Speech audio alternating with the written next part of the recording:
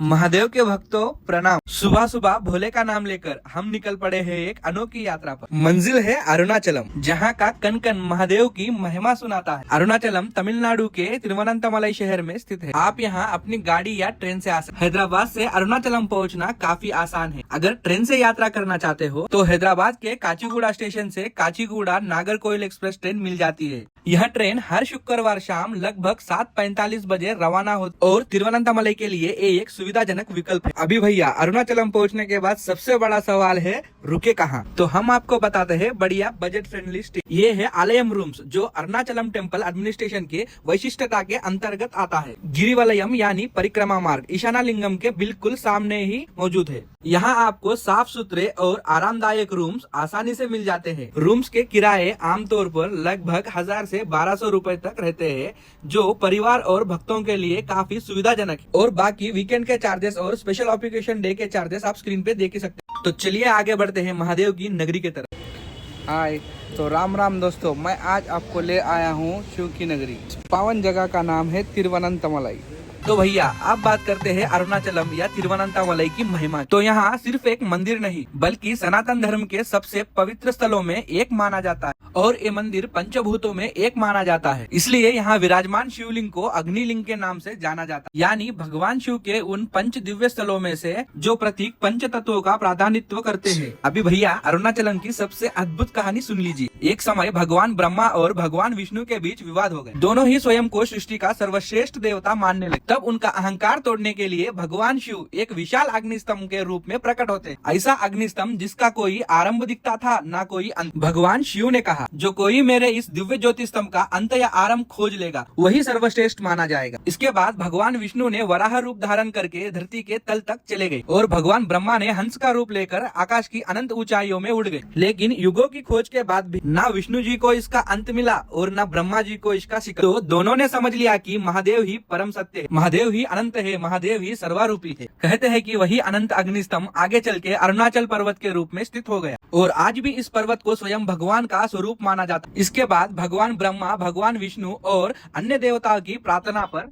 महादेव ने यहाँ एक शिवलिंग के रूप में विराजमान होकर भक्तों को पूजा और दर्शन का वरदान दिया और पंचतत्वों में अग्निलिंगम यही है। तो दोस्तों ये थी इस क्षेत्र की अद्भुत दिव्य कहानी। शाम का समय हो चुका था और मैं निकल चुका हूँ गिरि प्रदक्षिणा करने के लिए। गिरिवलयम यानी अरुणाचल पर्वत की पवित्र प्रदक्षिणा। कहते हैं भैया अरुणाचलम में सिर्फ मंदिर का दर्शन ही नहीं, गिरि प्रदक्षिणा करना भी महादेव की पूजा करने समान है। फिर मैं पहुंच गया राजगोपुरम के पास, जहाँ से गिरि प्रदक्षिणा की शुरुआत की जाती है। राजगोपुरम के पास पहुंचकर मैंने लिया एक नारियल, उस पर कर्पूर रखा और मंदिर की ओर 3 बार घुमा के आरती की, जैसे महादेव से इस यात्रा की अनुमति मांग रहा हूँ। ये जो आपको दिख रहा है यही परिक्रमा का मैप है, जो कि 14 किलोमीटर आता है। हर हर महादेव बोल के मैंने अपनी गिरिवलम यात्रा का पहला कदम बढ़ाया। दोस्तों अरुणाचलम की गिरिवलम यात्रा या गिरि प्रदक्षिणा सिर्फ एक प्रदक्षिणा नहीं, यहाँ एक आध्यात्मिक साधना है। इस परिक्रमा मार्ग पे सबसे पहले आपको पड़ता है गणेश जी का मंदिर। मैंने प्रभु गणेश के चरणों में प्रणाम किया और यात्रा सफल होने का आशीर्वाद मांगा। अभी आगे इस पवित्र मार्ग पर एक और विशेष परंपरा हमारा इंतजार कर रही थी। गिरिवलम के दौरान भक्तों को अष्टलिंगम के दर्शन करने होते हैं। ये 8 शिवलिंग अष्ट दिशाओं के रक्षक माने जाते हैं। लगभग 14 किलोमीटर लंबा ये पवित्र मार्ग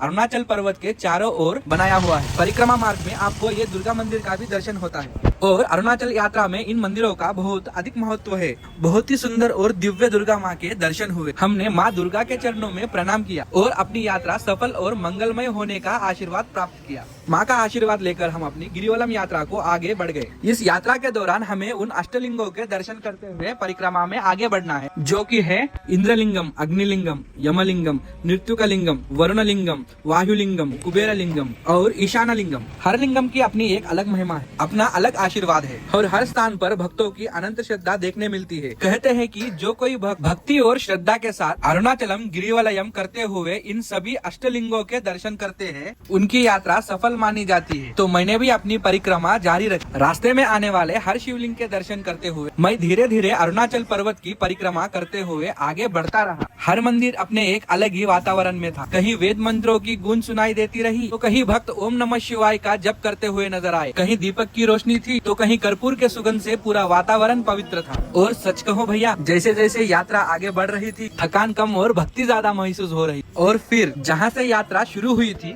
उसी राजगोपुरम के चरणों में लौटकर ये पवित्र गिरिवलयम समाप्त होता है। शाम के 9:30 बजे शुरू हुई ये यात्रा रात के 2 बजे समाप्त हुई है। मन में अद्भुत सुकून और आनंद है। अभी थोड़ा विश्राम करते हैं और सुबह ले चलते हैं दर्शन के लिए।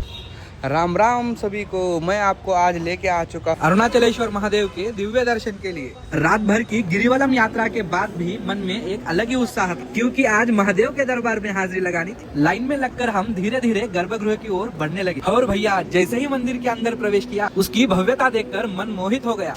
ये विशाल अरुणाचलेश्वर मंदिर लगभग 25 एकड़ में फैला हुआ है और भारत के सबसे बड़े और प्राचीन शिव मंदिरों में एक माना जाता है। मंदिर में कुल 9 भव्य गोपुरम है, जिसमें सबसे प्रसिद्ध राजगोपुरम है।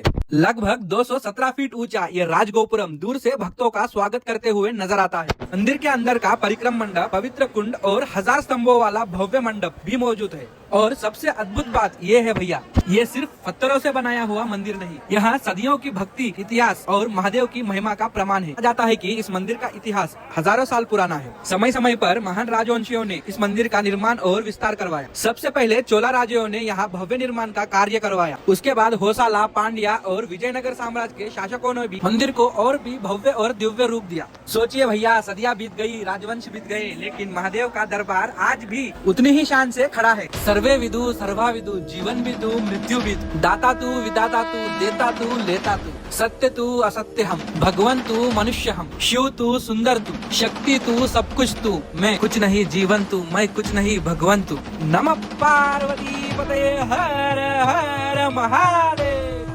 आज अपने दर्शन कंप्लीट हो चुके हैं। बस भैया, महादेव के दर्शन हो गए, मन प्रसन्न हो गया। अगर आपको ये सनातन की यात्रा पसंद आई हो तो लाइक, शेयर, सब्सक्राइब करके अपना प्रेम जरूर दिखाना। आपका साथ ही हमारा हौसला मजबूत करता है। बाकी महादेव की कृपा। हर हर महादेव। अगली यात्रा तक राम राम।